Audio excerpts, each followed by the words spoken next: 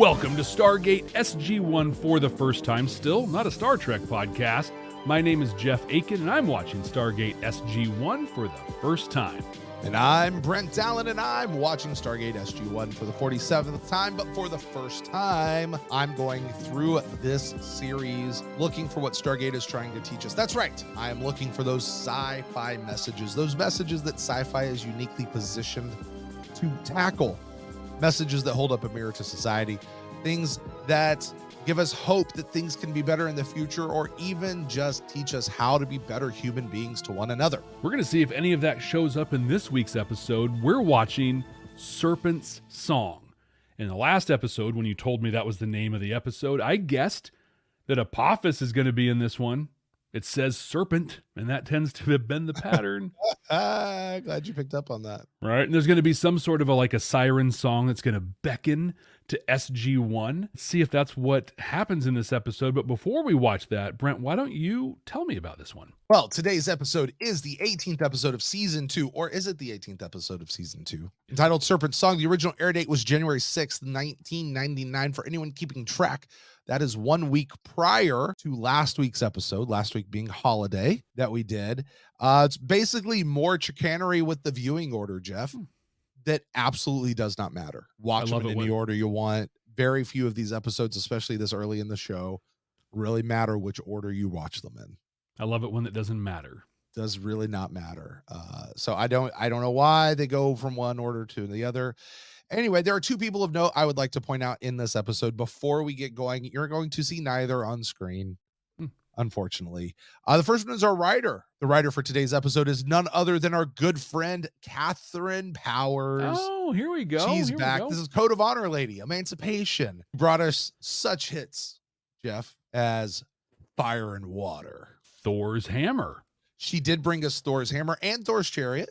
She did both of those. She also brought us Enigma, the very cool episode Enigma, where we were introduced to the Tolan. She did Brief Candle, which we liked quite a bit. Remember, that's where Jack got old really fast. So here's the question. Are we going to like this one or not? Well, we'll find out. We'll find out here in just a few moments. But this is Catherine Powers. This is her final entry in for Season 2. The other one I want to direct is a newcomer to the Stargate franchise. This one is directed by a guy named Peter DeLuise. Does that name ring a bell to you, Jeff? Like Dom DeLuise? This is his son. Really? He is the brother of David and have David and David DeLuise in the notes over here. Dom, David, and Peter. All three of the DeLuise brothers, Peter included, will make appearances throughout the course of the show. Really? It kind of becomes a family thing a little bit. I'll point them out to you when they appear.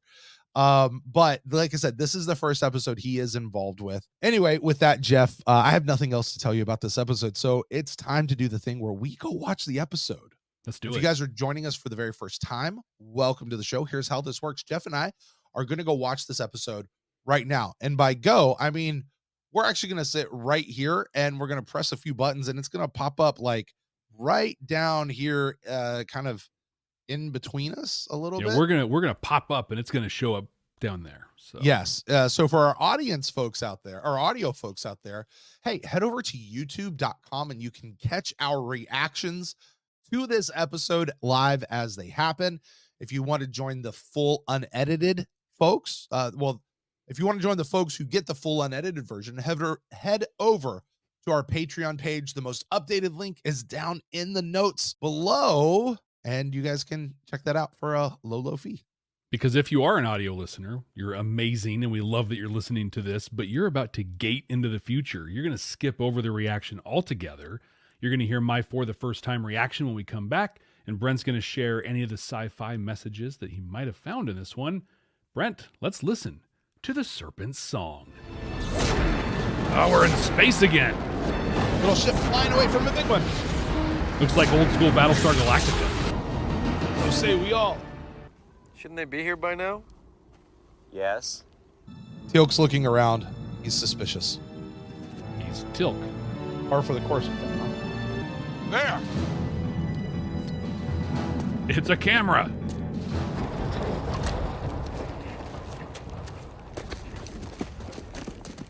I like when it goes all weird.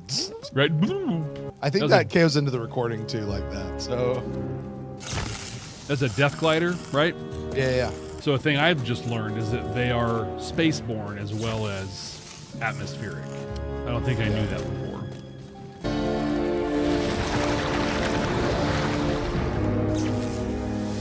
Is that Apophis? Buckets. Holy buckets. Help me. What? What? There you go. Wow. Yeah. Help me.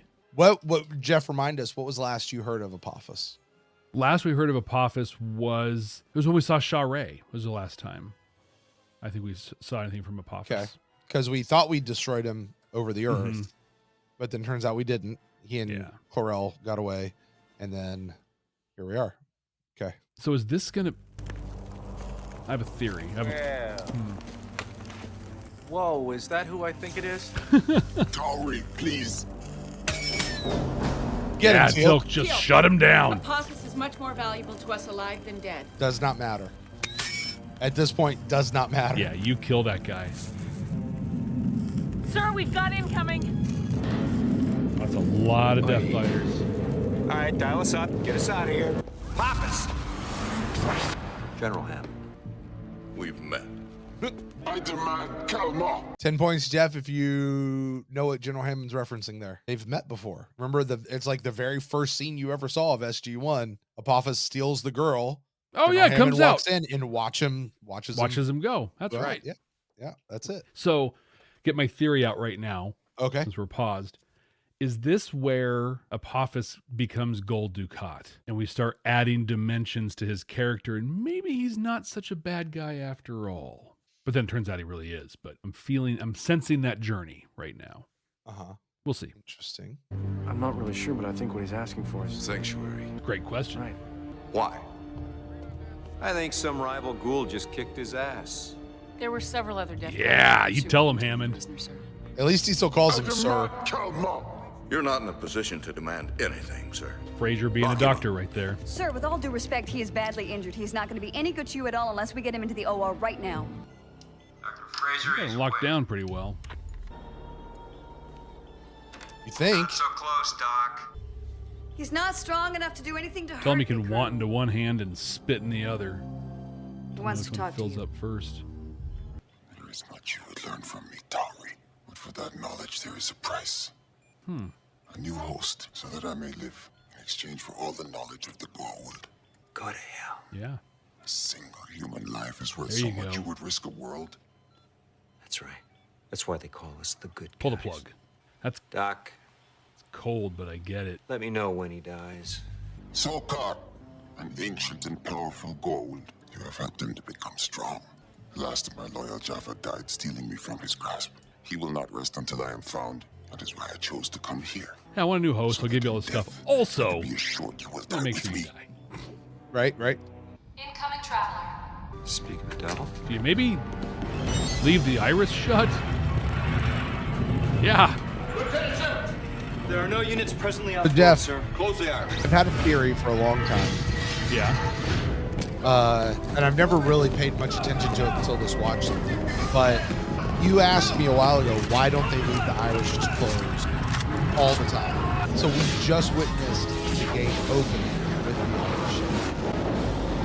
Why would they not leave the iris closed all the time as a matter of function? You know, what if they're not there at the gate room to shut the iris when somebody comes through? Like why wouldn't they? If that's if the priority is keeping things out rather than letting things in, You right? keep it shut. You keep it shut. I posited the idea that the incoming wormhole, the vortex, would obliterate the iris, which is why they had to leave it open. And then once the whoosh went away, then they could shut the iris. Mm-hmm. Well, that's just been proven wrong. And there's really no reason why the iris should ever be left open. Yeah. Now that I can think of in Outside universe of- reason at all. Yeah, outside of drama and plot. Right. So anyway, Amanit, my She queen. is my wife. Her name is Shah-Ray. She is my wife. They are one and the same. Our very being is so much greater. So much more. Oh, that changes things. I know where your child is. I'm gonna just throw this out there. My son. I brought him into the world with my own hands on Apophis. Yeah, Daniel, drop the gauntlet. No, Yep. by me. If you don't tell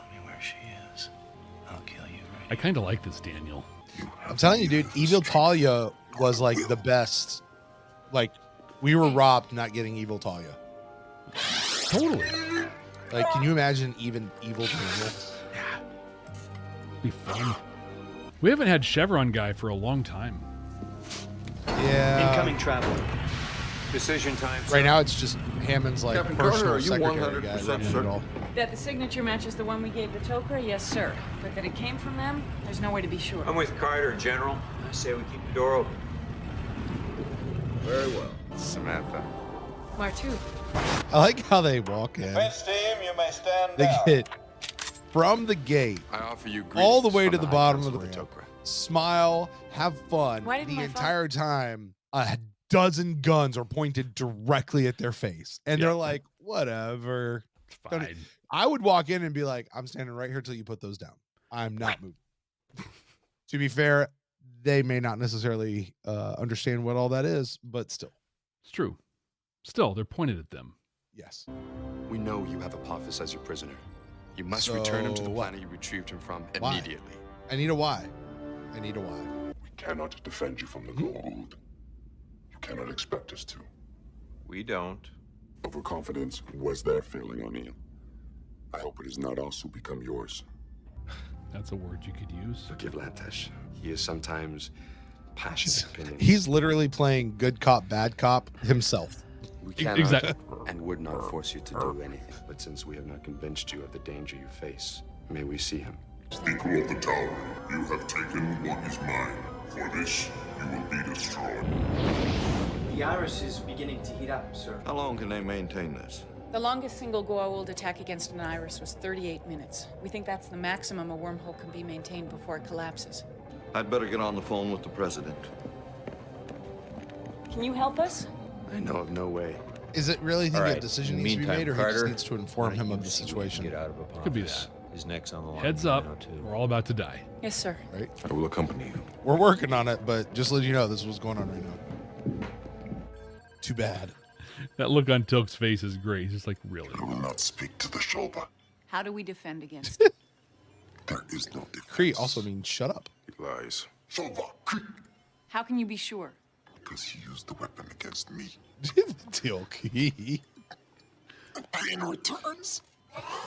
And We're not going to get anything then out of there him was in this one. state. Right. Get Dr. Fraser. Yeah. Come no further. Let him suffer. And when he can stand the pain no more, tell us how to defend ourselves against Sokar's weapon. Not gonna happen. Tilk, please move. There was a time when you would die for me too. Gone. Yeah. Do you remember there's a gif with Londo in it where he's like, there was a time I would have agreed with you. That time has passed. Yes, Tilk one that was a little more hardcore. Right. There was a time you would have died for me. That time is no more. You were once possessed by a Goa'uld. I'm sure you will make an excellent host for Sokar's new queen. The President and Joint Chiefs have decided that the risks are too great not to heed the Tok'ra's warning. Our orders are to send Apophis's body back through the gate to the coordinates where you found him. Colonel, make arrangements to send Apophis I like back how through Dr. the Fraser Stargate. doesn't like it, but also she's like, those were the orders. You will pass through the 7 gates and see your wife and children again and rejoice with them forever. Aren't you obligated in sci-fi anytime you say I'll be back to do it like Arnold Schwarzenegger? It's in the rules. Yeah, that's no joke, man. Computers Sir, don't we're like... gonna lose the computers. Especially those guys. Those are old, like probably Pentium 166s. We need them, sir. One more minute until the window. Now, Jack's not moved even a little bit. No. I am afraid. That's it. Initiate the dialing program. Yityao, Tao Tai Kaipun Nifadek Dureyu. I told him this funerary statue would take his last breath and carry his soul back to Egypt. Like how it says accelerated dial-up sequencer. Right. Let's just be clear what's going on.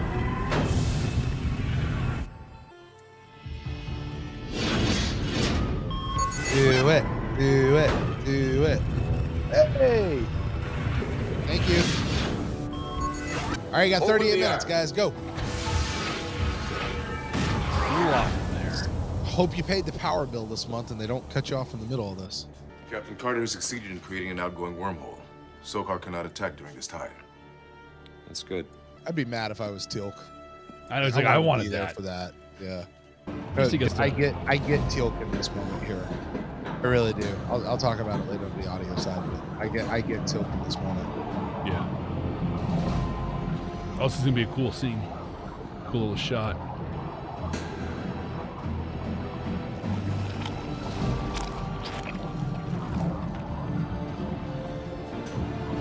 And that's it for Apophis. If Sokar wanted him alive, he'll just start up the attack. Sure knows a lot about Sokar. No, I don't believe he will.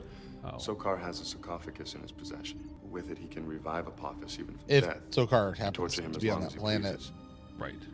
Surely a fate he justly deserves. All right, let's send them home, people. Do you think they're using the accelerated dialing program to send them home? I think they're gonna use it all the time now.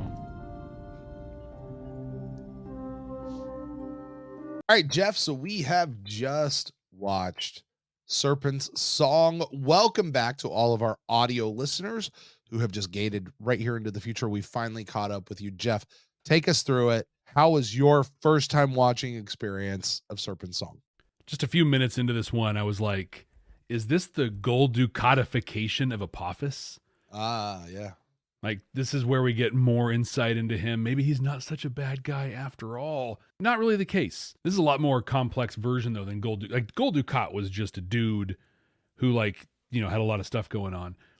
This is two dudes with a lot of stuff going on. So the cool thing, one of the cool things in this episode is we got to meet Apophis's host. Yeah. That's kind of cool. So he was The a ancient scribe. Egyptian host. Yeah, scribe Yeah. way back in ancient Egypt. And just seemed like a guy. I don't know the actor's name for Apophis. I've never really paid attention. Peter Williams. Peter Williams. Yes. Great job. Like Yeah. he like the tone of his voice, the way he kind of carried his shoulders changed a little bit. You could tell when he was being host and when he was being Apophis. But even as Apophis, as things went down and it continued, he got more vulnerable. And like at the very end, you know, one of the last things he said is, I'm afraid. Mm-hmm. And I believed that, you know, just the acting really, really brought this thing home. So we got the concept of this guy named Sokar, ancient Gould, powerful Gould that at some point he was like the ruler of all the system lords. And apparently now he's back and he's going after Apophis. At the same time, we got to see Martufa. Is that his name? Martufa? Martoof. Martoof. Yeah, just Martoof. Martoof again. Or Shade Hada if you're a 100 fan.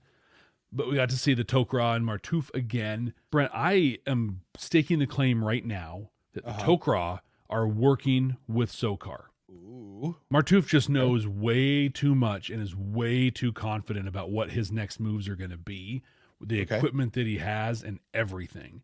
He was way, way invested in getting them to send Apophis through the gate back to Sokar. Okay. Can I poke a hole in that? Okay. I'm not saying you're wrong. Lots of times, though, they have told us they have operatives out there. They have their secret people out there. They have their people out there collecting information. They've told us that multiple times. Again, I'm not saying you're wrong. You might be right. Also, they do have lots of spies out there that give them all sorts of information. Remember how mad the head lady of the Tok'ra were when they found out that the Tauri were the ones who destroyed Apophis's 2 ships? Like, we had lots of operatives on those ships. Oh yeah. So, but to me, it's not so much. It's not just that they have all that information. It was the urgency. They had hey, Sokar wants his thing, and you better give him. Better his give thing. it to him now. Yeah. Mm-hmm. Like I said, I'm not saying you're wrong. Just throwing stuff out. That's all. That's just throwing it out. I liked the additional dimensions to Apophis in this. I liked that he's not just bad guy anymore. He's still a bad guy, but like he's got a little more humanity to him now, and a little more sympathy. Not like in the sense of like, oh, maybe he's kind of a good guy, but in the sense of like, there's a human there, a Tauri there that is suffering in this unending nightmare. Yeah. I loved Teal'c Tilk takes it away from me in this episode. Just Sure. his posture, his voice, everything. He's just like, I have waited so long for this, and I am going to enjoy every second of his suffering. It was great. Yeah. If in the future, so Apophis died. I'm sorry. Just while you're talking about Teal'c, can I just dive into something? I said this to you while we were going through the recording, but the audio folks didn't get to hear me say this. There's that moment at the end when Apophis has died and Teal'c comes into the room. He was not there to see the death. He was not. You know, he comes into the room and he's like, oh, there he is. And then the next shot we get is Teal'c carrying Apophis's shrouded body and throwing him through the gate. And I said when I saw that, I was like, I actually get Teal'c here. I really get Teal'c here. My biological father and I, unfortunately, I didn't know him very well growing up. He was never a huge part of my life. Not for lack of want on my part. Yeah. He just chose not to be there. He did try to come back into my life a little bit when I was an adult, and you know, it just never really worked. And I tried reaching out. I tried those things, and my dad, unfortunately, he just wasn't a great dude. I hate to say it, just wasn't a great dude. Literally the last 2 words he ever spoke to me were "F you." Yeah, he told me that. That's, you know what I mean? But I remember when he passed away, I was in Key West.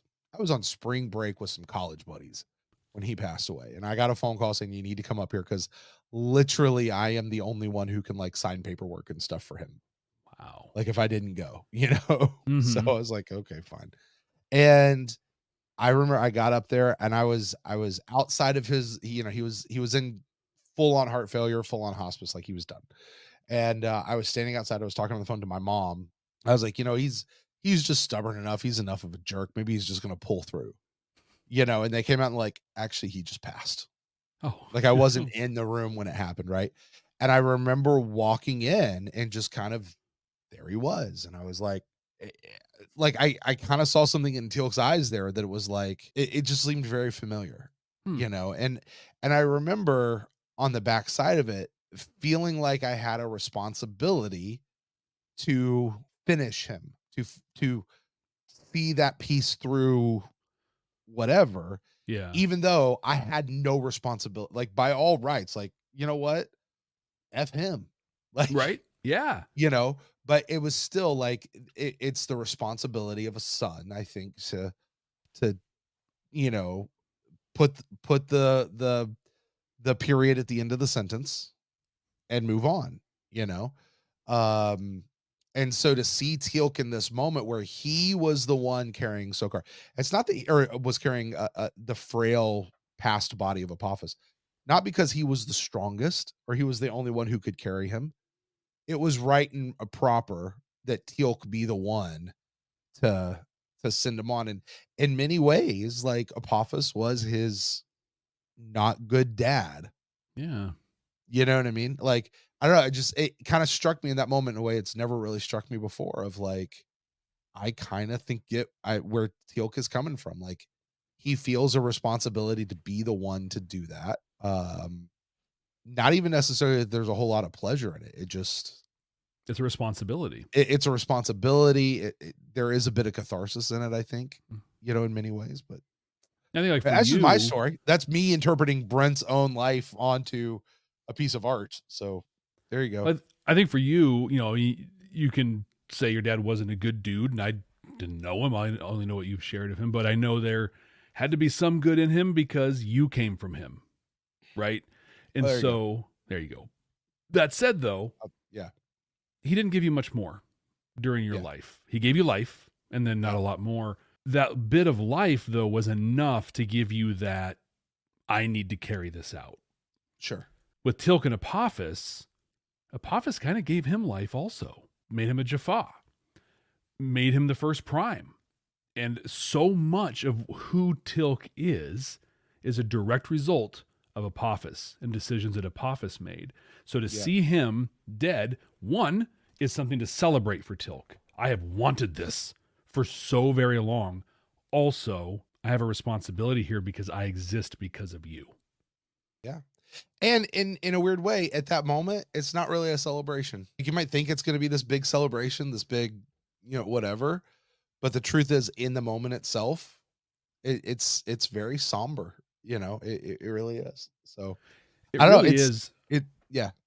I was gonna say, it really is. Martouf in this talks about all of the crimes Apophis is guilty of, all Sure. the atrocities that he's committed, and he says he cannot escape punishment for this. Mm-hmm. And it's almost that where Tilk has wanted the death of Apophis for so very long. He's wanted to punish him for everything he's done. Now he's punished. He's dead. He's a shell sitting there, just a body, nothing else. Right. And he's like, wow, this really doesn't do it. Like, yeah, the punishment actually didn't make anything better, and I still kind of have this hole in me. I need, like you said, need some catharsis, so I'm going to put him through the gate and feed him to Sokar, but like, this did not give me what I was hoping to get. Turns out, you know what? That is not a message I think this show is going for, but I absolutely think that is contained within that moment right there. I think so. But you have to really read through the lines to catch all that. Anyway, go ahead, Jeff. I interrupted you. Well, now I feel I have a couple other thoughts that just feel empty after this big conversation. But the one that I will, the two things that I'll hit, and then we'll dive into those sci-fi messages. One was that we learned a little bit more about Jolinar in this that I think is important, and that was Jolinar was executed specifically with this device that was then used on Apophis that really causes like this hyper aging thing to happen, and it's an excruciating way to die. So note. Right. Also, a note on Catherine Powers. Okay. This is a good episode. It had a lot in it, and I enjoyed watching it. She's had a number of those episodes. Brief Candle, the Thor's episodes. They're like, these are good episodes. But just like the Thor's ones, geez, like, is she capable of writing an episode that doesn't feel like you're walking through molasses running uphill in the wintertime? Like, at some point, I'm just like, this episode's got to be almost done. And I looked at the little runner. It wasn't even halfway there. And I'm like, oh, yeah. The pace picked up a little bit, like in the middle of the last quarter. But just, I found myself getting bored more than once during this one. I hope you didn't find yourself getting bored, because there was some stuff I think to dive into in this one, intentional or not. What were the sci-fi messages you pulled out of this? Oh gosh, Jeff. I mean, there were so many that they went into, and a lot of times we talk about the intentionality of the message.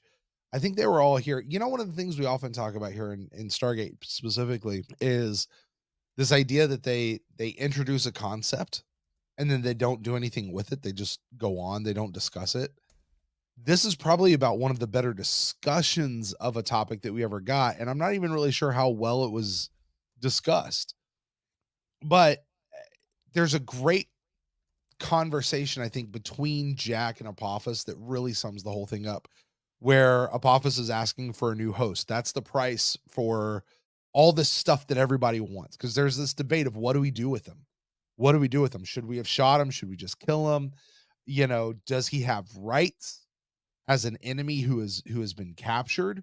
Does he fall under the Geneva Convention, Jeff? Right. Yeah. And what is the purpose of the whole Geneva Convention?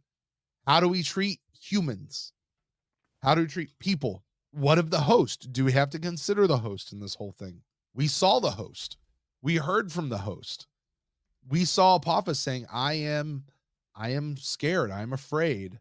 Yeah. And he gets this whole spot, and his whole thing is, I'll do all this stuff you want, because turns out to the Gould, all that really matters is to live, not to live with quality. They just want to live, which I think might inform a lot with them when you think of them as slave masters and that sort of stuff. Right. And as hosts, as parasites using hosts. Well, at least you're still alive, because that's what really matters. But it's this, he says, is a single human life worth so much that you would risk the entire world? And Jack says, yes. That's why they call us the good guys. Yeah, it's so good. Such a great line. And, so I think it goes back to that. So what do we do with our enemies? What do we do? I think the two easy ones that always come to my mind, these are the easy ones to go to. There's Hitler from history, and then within our own lifetime, Osama bin Laden. Okay. Yeah. Those are the two that my mind immediately go to. But you could go throughout all human history and find some big evil, archetype guy who is just worst of the worst. What do you do with them when you catch them? Yeah. Do you still treat them with any kind of respect? Do you give them medical care? How far, on some level, they were giving him medical care so that they could keep him alive to talk to him. Okay. But Dr. Fraser's like actively trying to save his life as well. This is a sentient being right here. I'm a doctor. I'm going to protect it. And listen, we could talk about it being for the host and trying to do it for the host. The host didn't even factor into the thing until halfway through the whole deal, or maybe even a little bit more. They were trying to save Apophis, not the host, at least at first. There was a concern for Apophis, even in the middle of that, though, that he wasn't tortured. They offered him morphine, comfort. They didn't have to give him morphine. That was not required to keep him alive, right? Or maybe, I don't know. Can you pass out and die from pain, I guess? I don't know. Suppose. Trauma. Yeah, I don't know. But still, they would not let certain things happen. They weren't going to just toss his body back through the gate and let Sokar have his way. They were very against that for their own personal reasons, but also for humane reasons. That's when they really brought in the host. Martouf, Jack, Teal'c, all of these people, even Daniel, were constantly questioning whether or not Apophis just deserves whatever he gets. It was a constant question that they discussed, that they never gave us a direct answer, and I'm not mad at that, because lots of good sci-fi doesn't give you a direct answer. They present the question, they discuss it, they show it to you from both sides, and then they say, here you go, make a decision. Jack, though, specifically, is our stand-in. More often than not, he is the stand-in for the viewer. Okay, explain this really hard concept to me like I'm 8 years old. For all the viewing audience out there. Yeah, because they don't get it either. Right. He seems split at times. And I think the answer is because we are supposed to be split on something like that. Yes, there is a humanity. Yes, we do not want to torture. Yes, we do not want to we want to be better than our enemies are to us. At the same time, they are absolutely deserving of everything they get. Yeah. They by the choices they made, they gave up their rights to comfort and to did they give up their human rights? That's the question. Maybe not. I do think Jack typically was on the side of, yeah, screw you, dude. Yeah. I'm not doing anything for you. But still, there were times where it felt like he was kind of waffling both ways. To be a decent human, but to recognize, no, this is actually a really bad guy. And here's what we get to do with really bad guys. He's like, I just should have shot him. And he's right. It would have made it so much easier. Just shot him, be done with it, know. And I think he would have been well within his rights to do so. Talk about a clear and present danger. With that said, Jeff, I really thought it was there. I think it's a fascinating discussion. What do you do with an enemy combatant, an enemy general, right? When you capture them, who has truly been an awful, awful human being, committed so many war crimes. What do you do with them? How do you handle them? Jeff, I'm going to give this one 5 out of 7 chevrons. Wow. Yeah. Because I think because it hit the message, it discussed it. It went back and forth. Didn't really answer it. Is there more they could have done? Yeah, I do. I think there's a lot more they could have done. They could have had a lot more of the moral dilemma, the moral conversation, but they just allowed the characters to be in the moral dilemma without really discussing it a whole lot, which was okay. I'm not knocking it for that. But yeah, I'm gonna give this one a 5 out of 7. That is my completely accurate and random number that I pulled out of 7. Accurate, immutable. Yes. Made up number. I love that because 34 seconds. Yeah. Because what it does is, right now, based on everything that it showed in that episode, you and I could debate what's the right thing to do. Yeah. It lays the groundwork for that conversation. It doesn't tell you.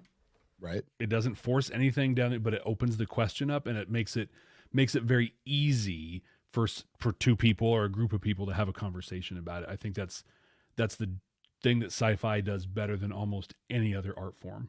And especially when we not only recognize that there was still a host, but suddenly the host emerged and we started hearing the host, who's been under the spell for how many thousands of years at this point? So long. You know, you've got to feel for that host at this point. Like, you know, just put should we just put the host out of his misery at this point? Yeah. Is it mercy now? Yeah. Well, he goes, I've been in a nightmare for so long, I'm waking up just to die. Like, well, that sucks. Yeah. Also, I want to see my wife and my kid. Like, it's been thousands of years, and that's all I want. That was a cool thing, I think, also, that the host only wanted that. Yeah. Also, all Apophis wanted was Shara, was Eminette. Yeah. That's kind of sweet. That's romantic, you know? And I mean, and it's powerful stuff. Yeah. So 5 out of 7 is what I'm gonna randomly give it. Jeff, I rated the episode. You, my friend, get to rank the episode. Now, this is 100% accurate, immutable, definitive. Our ranking of season 2, actually Jeff's ranking of season 2, Stargate SG1. Jeff, our top 5 currently I'm going to go from the bottom to the top. Number 5 is currently Spirits. That's where we found out about the trinium. Number 4 is Thor's Chariot, a Catherine Powers episode. Number 3 is Secrets, where we find out about Jacob. The number 2 episode is Serpent's Grasp / Serpent's Lair. We're going to add another serpent to the top 5. Let's find out. And then our top episode of the season is The Fifth Race. Jeff, where do you place this episode, Serpent's Song? Well, the top 5, like I said, has a Serpent's episode and a Catherine Powers episode. There will not be a second one of those in the top 5. But it's going to be close.